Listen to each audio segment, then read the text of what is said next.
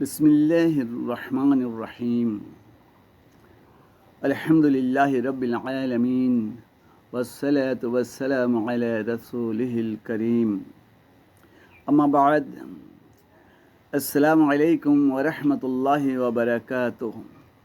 আমার প্রিয় ও সম্মানিত দিনী ভাই ও বোনেরা, আজ তারিখ হলো 9 জুলাই 2026 খ্রিস্টাব্দ। এই ব্যস্ততার যুগে সময়ের স্বল্পতার দিকে লক্ষ্য রেখে আমার সম্মানিত দর্শকবৃন্দের জন্য এনএম সালিম শর্ট ভিডিও নামে একটি নতুন চ্যানেল খুলেছি। এখানে শর্ট ভিডিওর সর্বোচ্চ সময়সীমা হলো 20 মিনিট, তবে মাঝে মধ্যে এর কিছুটা ব্যতিক্রম হতে পারে। আজকের ভিডিওটি এ চ্যানেলের সর্বপ্রথম ভিডিও। এনএম সালিম স্পিচ এবং এনএম সালিম পোয়েম নামে আমার আরও দুটি চ্যানেল রয়েছে। এনএম সালিম স্পিচ চ্যানেলটির পূর্বের নাম ছিল শুধু এনএম সালিম, এবং এনএম সালিম পোয়েম চ্যানেলটির পূর্বের নাম ছিল এনএমএস কবিতা চ্যানেল। এনএম সালিম স্পিচ চ্যানেলটিতে সাধারণত লং ভিডিও অর্থাৎ দীর্ঘ সময়ের ভিডিও আপলোড করে থাকি, এবং এনএম সালিম পোয়েম চ্যানেলটিতে আমার স্বরচিত কবিতার স্বকণ্ঠে আবৃত্তির ভিডিও আপলোড করে থাকি। অবসর সময়ে সার্চ করে ভিডিওগুলো ক্রমিক নম্বর অনুযায়ী ক্রমান্বয়ে দেখার জন্য দর্শকবৃন্দের প্রতি অনুরোধ রইল। আশা করি উপকৃত হবেন। যা হোক, আজকের আলোচ্য বিষয়ের শিরোনাম হল আল্লাহ নিরাকার, সর্বত্র বিরাজমান এবং সৃষ্টির সব কিছুতে বিদ্যমান। আকিদাটি একটি ইসলাম বিরোধী কুফরি আকিদা। ইসলামের পরিভাষায় এই আকিদাটিকে ওয়াহদাতুল উজুদের আকিদা এবং বাংলাতে সর্বেশ্বরবাদী মতবাদ বলা হয়। সুফিবাদ বা পীরতন্ত্রের অনুসারীদের এক বিশেষ অংশ এই আকিদা পোষণ করে থাকে।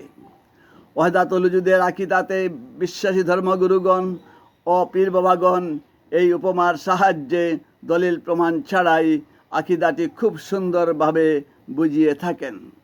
তারা বলেন, একটি বীজ থেকে যেমন গাছের মূল, কাণ্ড, শাখা প্রশাখা, পাতা, ফুল ও ফলের সৃষ্টি হয়ে বৃষ্টি এসবের মধ্যে বিলীন হয়ে নিজেকে অস্তিত্বহীন করে দেয়, ঠিক সেভাবে সৃষ্টিকর্তা মহান আল্লাহ নিজের অস্তিত্ব থেকে সমস্ত বিশ্বজগৎ সৃষ্টি করে নিরাকার হয়ে সৃষ্টির মধ্যে বিলীন হয়ে সর্বত্র বিরাজমান ও সৃষ্টির সব কিছুতে বিদ্যমান রয়েছেন। এখন তার আর আলাদা কোনো অস্তিত্ব নেই। তিনি মানুষ, পশু, পক্ষী, সাপ, ব্যাঙ, গাছ, মাটি, জল, পাথর, চন্দ্র, সূর্য, গ্রহ, নক্ষত্র, তারকা, এমনকি মলমূত্রের কীটের মধ্যেও অবস্থান করছেন। নাউযু বিল্লাহি মিন যালিক। আকিদাহ মতে সৃষ্টি ও স্রষ্টার মধ্যে কোনো পার্থক্য নেই। উক্ত আকিদাহ যে ইসলাম বিরোধী কুফরি আকিদাহ, ইনশাআল্লাহ এখনকার তথ্য প্রমাণ ভিত্তিক আলোচনা থেকে দিবালোকের মতো স্পষ্ট হয়ে উঠবে। সূরাতুস সাজদার 4 নম্বর আয়াতে মহান আল্লাহ বলেন, আউযু বিল্লাহি মিনাশ শাইতানির রাজীম। আল্লাহুল্লাযী খালাকাস সামাওয়াতি ওয়াল আরদা ওয়া মা বাইনাহুমা ফি সিত্তাতি আইয়ামিন সুম্মা ইসতাওয়া আলাল আরশ। আল্লাহুল্লাযী, আল্লাহ যিনি, খালাকাস সামাওয়াতি ওয়াল আরদা, সৃষ্টি করেছেন আকাশমণ্ডলীয় পৃথিবীকে, ওমা বাইনাহুমা, এবং এ দুয়ের মধ্যবর্তী যা কিছু আছে, ফি সিত্তাতি আইয়ামিন 6 দিনে, সুম্মা ইসতাওয়া, অতঃপর সমাসীন হয়েছেন, আলাল আরশ, আরশের উপরে। আল্লাহ যিনি আকাশমণ্ডলীয় পৃথিবী এবং এদের মাঝখানে যা কিছু আছে সবই সৃষ্টি করেছেন 6 দিনে এবং এরপর আরশের সমাসীন হয়েছেন। আমি সাধারণত কোনো আয়াত বা হাদিসের প্রথমে টুকরো টুকরো করে তর্জমা করি, এরপরে পূর্ণ তর্জমা একসাথে বলে থাকি, যাতে আপনাদের বুঝতে সুবিধা হয় এবং তর্জমাতে কোনো ধরনের সন্দেহ না জাগে। সূরাতুল মুলকের 16 নম্বর আয়াতে আল্লাহ সুবহানাহু ওয়া তাআলা বলেন, أأنتم من في السماء أن يخسف بكم الأرض فإذا هي تمور আমিনতুম, তোমরা কি নির্ভয় হয়ে গিয়েছে ব্যাপারে যে মানফিস সামাই, যিনি আকাশে আছেন, আন ইয়াখসিফা, তিনি ধসিয়ে দেবেন, বিকুমুল আরদা, তোমাদেরকে সহ ভূমিকে, ফাইদা হিয়া, অতঃপর তা অকস্মাৎ, তামুর অর্থাৎ ভূমি, অতঃপর তা অর্থাৎ ভূমি অকস্মাৎ তামুর ঝাঁকুনি খেতে থাকবে। তোমরা কি ব্যাপারে নির্ভয় হয়ে গিয়েছো যে যিনি আকাশে রয়েছেন তিনি তোমাদেরকে সহ ভূমিকে ধসিয়ে দেবেন, অনন্তর অকস্মাৎ তা অর্থাৎ ভূমি ঝাঁকুনি খেতে থাকবে। সুনানে তিরমিজির 1924 নম্বর হাদিসে আছে, রাসূলুল্লাহ সাল্লাল্লাহু আলাইহি সাল্লাম বলেছেন, ইরহামু মান ফিল আরদি ইয়ারহামুকুম মান ফিস সামা। ইরহামু, তোমরা দয়া করো, মান ফিল আরদি, যারা পৃথিবীতে আছে, ইয়ারহামুকুম, তোমাদেরকে দয়া করবেন, মান ফিস সামা, যিনি আকাশে আছেন। পৃথিবীতে যারা রয়েছে তাদের প্রতি তোমরা দয়া করো, তাহলে যিনি আকাশে রয়েছেন তিনি অর্থাৎ আল্লাহ তোমাদের প্রতি দয়া করবেন। সহিহ মুসলিমে বর্ণিত আছে, রাসূলুল্লাহ সাল্লাল্লাহু আলাইহি সাল্লাম তাঁর নিকট এক ব্যক্তি কর্তৃক নিয়ে আসা তার দাসীকে জিজ্ঞেস করলেন, আইনাল্লাহ? قالت في السماء. قال من أنا؟ قالت أنت رسول الله. فقال أعتقها فإنها مؤمنة. রাসূলুল্লাহ সাল্লাল্লাহু আলাইহি সাল্লাম তার নিকট এক ব্যক্তি কর্তৃক নিয়ে আসা তার দাসীকে জিজ্ঞেস করলেন, আইনাল্লাহ, আল্লাহ কোথায়? ক্বালাত, সে বলল, ফিস সামা, আকাশে। ক্বালা মান আনা, অতঃপর নবী সাল্লাল্লাহু আলাইহি ওয়াসাল্লাম আবার বললেন, মান আনা, আমি কে? ক্বালাত, সে বলল, আনতা রাসূলুল্লাহ, আপনি আল্লাহর রাসূল। ফাকালা, অতঃপর তিনি বললেন, অর্থাৎ নবী সাল্লাল্লাহু আলাইহি ওয়াসাল্লাম বললেন তার সেই দাসের মালিককে, আতিকহা, ওকে আজাদ করে দাও, ফাইন্নাহা মুমিনা, কেননা সে নিশ্চয়ই একজন মুমিনা, অর্থাৎ ইমানদার মহিলা। রাসূলুল্লাহ সাল্লাল্লাহু আলাইহি সাল্লাম তার নিকট এক ব্যক্তি কর্তৃক নিয়ে আসা তার দাসীকে জিজ্ঞেস করলেন, আল্লাহ কোথায়? সে বলল, আকাশে। আবার বললেন, আমি কে? সে বলল, আপনি আল্লাহ রসুল। অতঃপর তিনি সাল্লাল্লাহু আলাইহি সাল্লাম দাসের মালিককে বললেন, একে আজাদ করে দাও, কেননা সে মুমিনা, অর্থাৎ ইমানদার মহিলা। সূরাতুল কিয়ামার 22 নম্বর এবং 23 নম্বর আয়াতে মহান আল্লাহ বলেন, উজুহুন ইয়াওমাইযিন নাযিরাতুন ইলা রাব্বিহা নাযিরাহ। উজুহুন, কতক চেহারা, ইয়াওমাইযিন, সেদিন অর্থাৎ কিয়ামতের দিন, নাযিরাতুন, তরতাজা থাকবে, ইলা রাব্বিহা, তারা তাদের রবের প্রতি, নাযিরাহ, দৃষ্টি নিবদ্ধ রাখা অবস্থায় থাকবে। সেদিন অর্থাৎ কিয়ামতের দিন কিছু সংখ্যক চেহারা তরতাজা থাকবে এবং তারা নিজ রবের প্রতি দৃষ্টি নিবদ্ধ রাখা অবস্থায় থাকবে। সহিহ বুখারীর 7434 নম্বর হাদিসে আছে, সম্মানিত সাহাবী হযরত জাবির ইবনে আব্দুল্লাহ বলেন, কুন্না জুলুসান ইনদান নবী সাল্লাল্লাহু আলাইহি সাল্লাম ইযা নাযারা ইলাল কমরি লাইলাতাল বদরি ক্বালা ইন্নাকুম সাতারাউনা রাব্বাকুম কামা তারাউনা হাযাল কমর। কুন্না জুলুসান, আমরা উপবিষ্ট ছিলাম, ইনদান নবী সাল্লাল্লাহু আলাইহি সাল্লাম, নবী সাল্লাল্লাহু আলাইহি সাল্লামের নিকট, ইয নাযারা ইলাল কমরি লাইলাতাল বদরে, এ সময় তিনি তাকালেন পূর্ণিমার রাতের চাঁদের দিকে। ক্বালা, বললেন, তাকিয়ে বললেন, ইন্নাকুম, নিশ্চয় তোমরা, সাতারাউনা, শীঘ্রই তোমরা দেখবে, অর্থাৎ কিয়ামতের দিন দেখবে, শীঘ্রই তোমরা দেখবে, রব্বাকুম, তোমাদের রবকে, কামা তারাউনা, যেভাবে তোমরা দেখছো, হাযাল কমর, এই চাঁদকে। আমরা নবী সাল্লাল্লাহু আলাইহি সাল্লামের কাছে উপবিষ্ট ছিলাম, এ সময় তিনি পূর্ণিমার রাতে চাঁদের দিকে তাকিয়ে বললেন, তোমরা শীঘ্রই অর্থাৎ কিয়ামতের দিন তোমাদের রবকে এমনিভাবে দেখতে পাবে যেভাবে তোমরা এই চাঁদটি দেখতে পাচ্ছ। উক্ত কয়েকটি আয়াত ও হাদিস থেকে একথা স্পষ্টভাবে প্রমাণিত হয় যে আল্লাহ সাকার ও অস্তিত্বধারী এবং তিনি মোটেই নিরাকার ও অস্তিত্বহীন নন। কারণ আয়াত ও হাদিসগুলোতে মহান আল্লাহর ঊর্ধ্বাকাশে আরশে আজিমে সমাসীন থাকার, কিয়ামতের দিন তার প্রতি জনগণের দৃষ্টি নিবদ্ধ থাকার, এমনকি খালি চোখে পূর্ণিমার চাঁদের মতো তাকে স্পষ্টভাবে দেখার কথা বলা হয়েছে।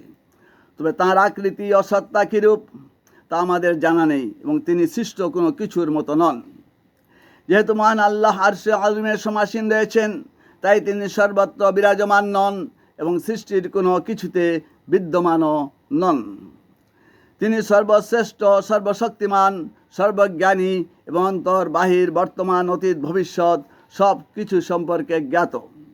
তিনি অন্তর্যামী, আলিমুল গায়ব অর্থাৎ সকল অদৃশ্যের জ্ঞানের অধিকারী, সর্বশ্রোতা, সর্বদ্রষ্টা এবং আকাশমণ্ডলী, পৃথিবী ও এদের মধ্যবর্তী স্থানে যা কিছু রয়েছে সব কিছুর সৃষ্টিকর্তা ও এ সব কিছু তাঁর জ্ঞানের পরিসীমার ভেতরে। এগুলোকে তিনি নিয়ন্ত্রণ করে থাকেন। তিনি আকাশ থেকে পানি বর্ষণ করে মৃত অর্থাৎ শুষ্ক ভূমিকে জীবিত করেন এবং এর দ্বারা প্রাণী, উদ্ভিদ সকলের জীবিকার ব্যবস্থা করে দেন। কোনো কিছুই তার নিকট লুক্কায়িত নয়, এমনকি সমুদ্রের তলদেশের অন্ধকারে থাকা কোনো বস্তুও। পবিত্র মিরাজের সময় পর্দার আড়াল থেকে আল্লাহর সাথে নবী সাল্লাল্লাহু আলাইহি সাল্লামের বার্তালাপ হয়েছিল। আল্লাহ সাকার ও সত্তাধারী না হলে মধ্যখানে হিজাবের অর্থাৎ পর্দার প্রয়োজন ছিল কি? জিবরাইল ফেরেশতা আল্লাহর নিকট থেকে ওহী নিয়ে এসে নবী সাল্লাল্লাহু আলাইহি সাল্লামের উপর অবতীর্ণ করতেন, অর্থাৎ তাঁকে পাঠ করে শোনাতেন। আল্লাহ যদি সর্বত্র বিরাজমান হতেন আর সৃষ্টির সব কিছুতে বিদ্যমান হতেন, তবে তো মধ্যখানে জিবরিল ফেরেশতাকে ওই বাহক রূপে নিযুক্ত করার কোনো প্রয়োজন ছিল না। এতদ ব্যতীত পবিত্র কোরআন ও সহিহ হাদিসে আল্লাহকে সম্পর্কিত করে যে গুণবাচক অর্থাৎ সিফাতযুক্ত শব্দগুলো রয়েছে, এগুলোর একটিতেও আল্লাহ নিরাকার, আল্লাহ সর্বত্র বিরাজমান ও সৃষ্টির সব কিছু বিদ্যমান রয়েছেন বলে কোনো শব্দ নেই। ওয়াহদাতুল উজুদের আকিদা সম্পূর্ণরূপে ইসলাম বিরোধী একটি কুফরি আকিদা। প্রতিটি মুসলিম নরনারীকে এ আকিদা পোষণ করা থেকে বিরত থাকতে হবে এবং এ আকিদা পোষণকারী ধর্মগুরুগণ, আলিম ওলামা ও পীর বাবাদের থেকে দূরত্ব বজায় রেখে চলতে হবে। এবার আসুন, নাছুর বান্দা ওয়াহদাতুল উজুদের আকিদাতে বিশ্বাসীরা এত সব অকাট্য দলিল প্রমাণ থাকা সত্ত্বেও এগুলোকে না দেখার ভান করে তাদের এই কুফরি আকিদাকে ইসলাম সম্মত দেখাবার জন্য যে অপকৌশল ও বাহানার আশ্রয় নিয়েছে তা নিয়ে আলোচনা করি, যাতে তাদের প্ররোচনায় আপনারা বিভ্রান্ত না হন। তারা তাদের এ কাজের জন্য পবিত্র কোরআন থেকে রূপক অর্থে ব্যবহৃত কিছু আয়াতকে বেছে নিয়ে সেগুলোকে শাব্দিক অর্থে জনগণকে বুঝিয়ে তাদের উদ্দেশ্য চরিতার্থ করার অপপ্রয়াস করে থাকে। শুধুমাত্র এখানেই থেমে নেই, তারা তাদের পূর্বসূরীদের তৈরি একটি জাল হাদিসকেও এ কাজে ব্যবহার করে থাকে। এবার শুনুন এর সম্পর্কিত আলোচনা।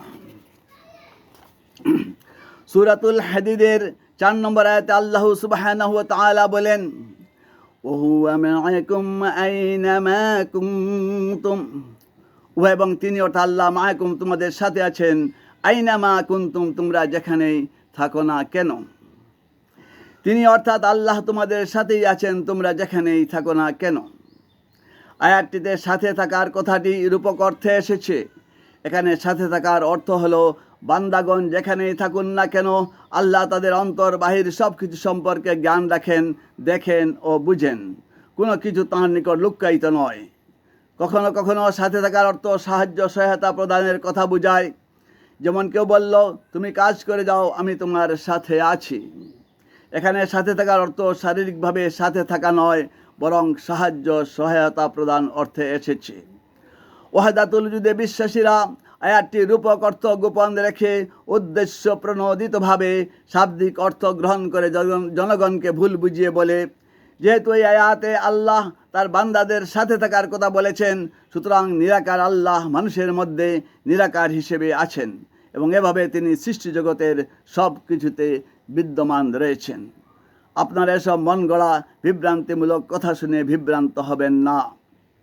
তারা তাদের এই ভ্রান্ত ওয়াহদাতুল উজুদের আকীদার সমর্থনে প্রমাণ হিসেবে পবিত্র কোরআন থেকে দ্বিতীয় যে আয়াতটি উপস্থাপিত করে তা হলো সূরাত কফ এর 16 নম্বর আয়াত।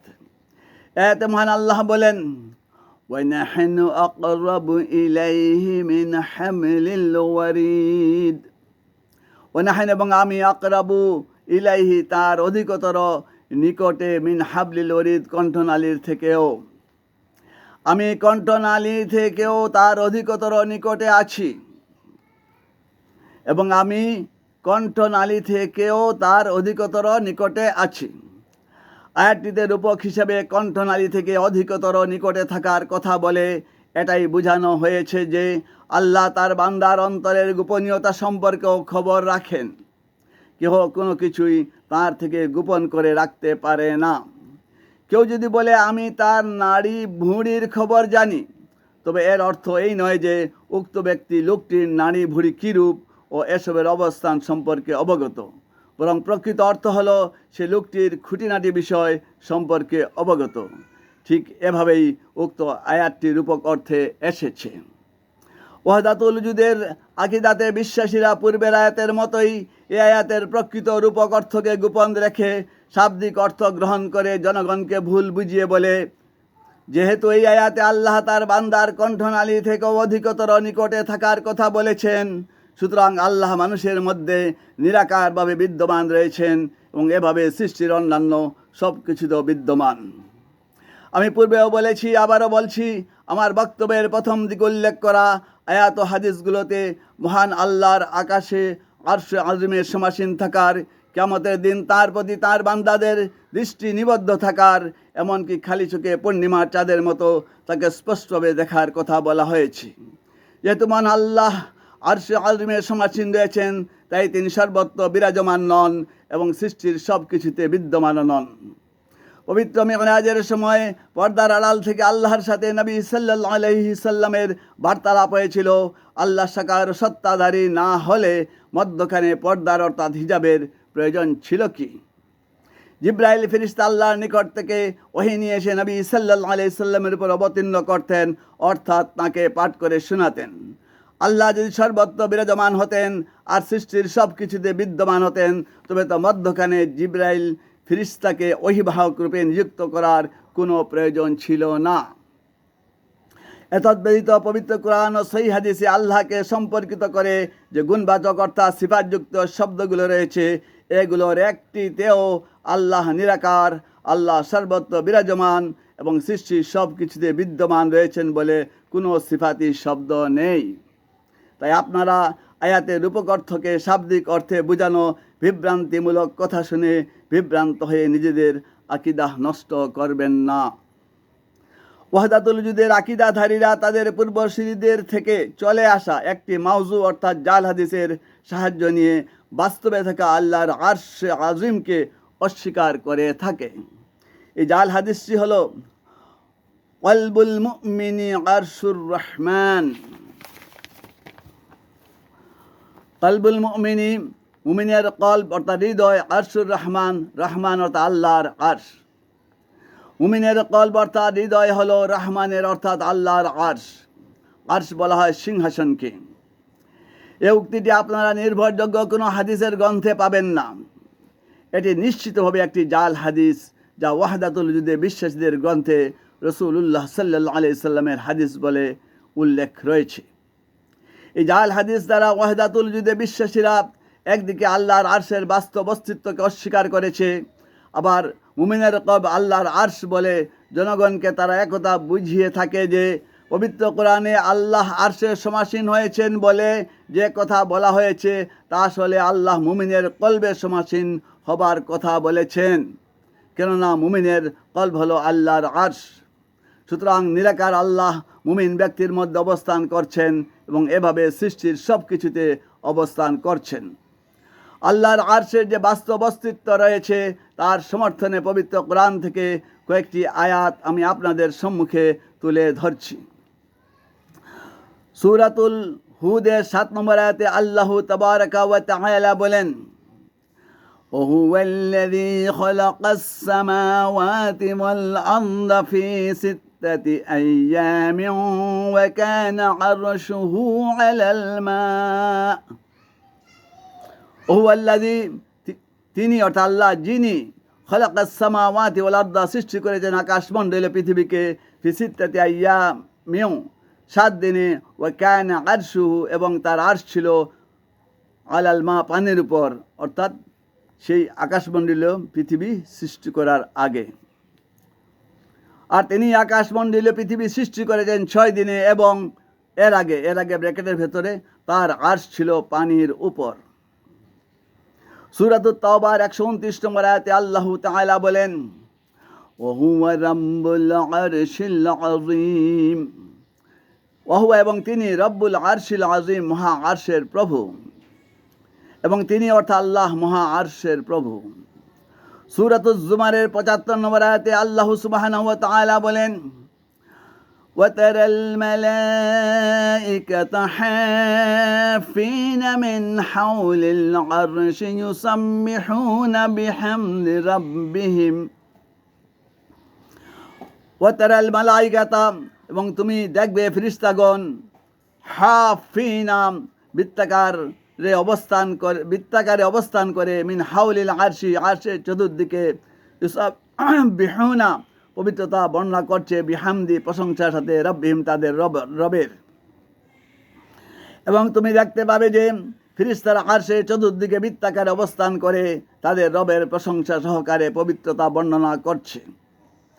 সূরাতুল হাক্কাহ এর 17 নম্বর আয়াতে মহান আল্লাহ বলেন, وَيَحْمِلُ عَرْشَ رَبِّكَ فَوْقَهُمْ يَوْمَئِذٍ ثَمَانِيَةٌ, ওয়াহমিলু এবং বহন করবে, আরশা রাব্বিকা তোমার প্রভুর আরশ, ফাওকাহুম তাদের উপরে, ইয়াউমাইদিন সেদিন অর্থাৎ কিয়ামতের দিন, সামানিয়া 8 জন, এখানে 8 জন বলতে 8 জন ফেরেশতা শব্দটি উজ্জ্ব রয়েছে। সেদিন অর্থাৎ কিয়ামতের দিন 8 জন ফেরেশতা তাদের উপর তোমার রবের আরশ বহন করবে।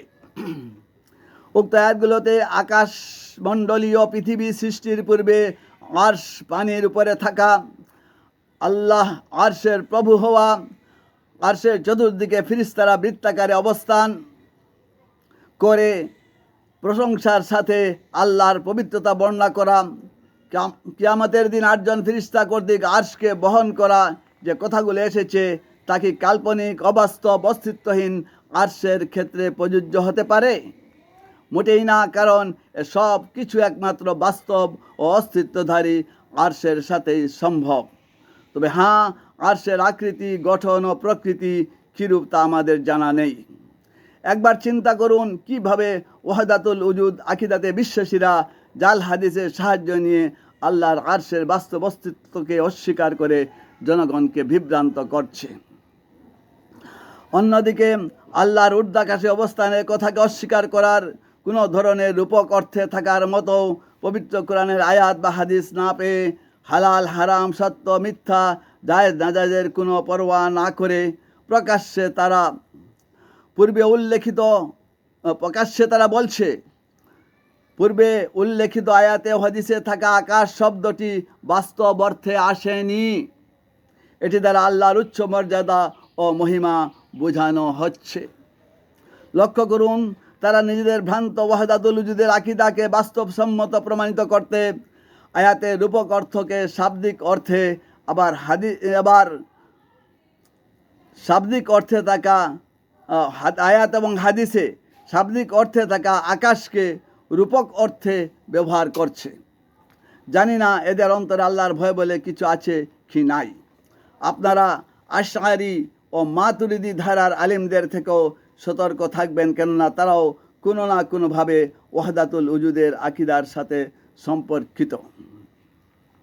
পরিশেষে আমি বলতে চাই, প্রত্যেক মুসলিম নরনারীকে ইসলাম বিরোধী কুফরি এই ওয়াহদাতুল উজুদের আকীদা অর্থাৎ আল্লাহ নিরাকার, সর্বত্র বিরাজমান ও সৃষ্টির সব কিছুতে বিদ্যমান আকীদাটি সম্পূর্ণরূপে পরিহার করে চলতে হবে এবং একথা দৃঢ়ভাবে বিশ্বাস করতে হবে যে আল্লাহ সাকার অস্তিত্বধারী, তিনি ঊর্ধ্বাকাশে আরশে আজিমে সমাসীন রয়েছেন এবং সেখান থেকে সব কিছু দেখছেন, শুনছেন ও সকল কাজকর্ম পরিচালনা করছেন। আমাদের আকীদা সহি না হলে আমরা যতই নেক আমল করি না কেন তা আল্লাহর নিকট গৃহীত হবে না। আর আকীদা সহি রাখার জন্য আমাদেরকে অবশ্যই পীরতন্ত্র বা সুফিবাদ বর্জন করে চলতে হবে, কেননা এসব ভ্রান্ত আকীদার মূল উৎসই হলো এই পীরতন্ত্র বা সুফিবাদ। আমি আমার বক্তব্য আর দীর্ঘ করতে চাই না। হে আল্লাহ, আমাদের সকলের গুনাহ খাতা মাফ করে দাও, আমাদেরকে দুনিয়া আখিরাতে কল্যাণ দান করো এবং আজীবন সিরাতে মুস্তাকিমের উপর চলবার তৌফিক দাও।